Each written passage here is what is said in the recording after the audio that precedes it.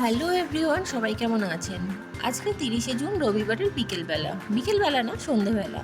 আমার বর এসে বলল, প্রিয়াঙ্কা রেডি হয়ে নাও আর মেয়েকেও রেডি করে নাও, চলো আমরা বেরোবো। তাই আমরা দেরি না করে টপাটপ করে রেডি হয়ে নিলাম।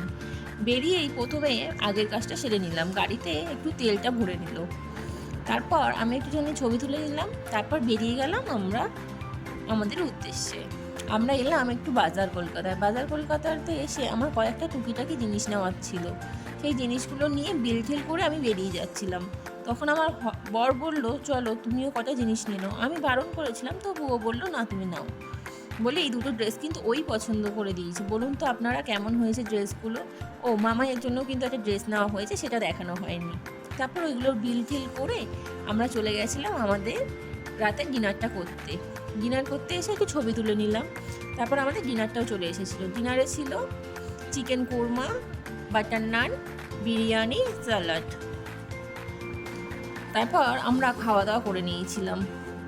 খাওয়া দাওয়া করে একটু ছবি টবিও তুলে নিলাম। তারপর আমরা বেরিয়েও পড়লাম বাড়ি আসার উদ্দেশ্যে, কারণ টিপটিপ করে বৃষ্টি পড়ছিল। তাই তাড়াতাড়ি করে চলে এলাম। এবার আস্তে আস্তে হঠাৎ করে ইচ্ছা করলো একটু আইসক্রিমও খাবো। সব থেকে বেশি ইচ্ছা আমার মেয়ের, ওর একটু বায়নাতেই আইসক্রিমটা নেওয়া হলো।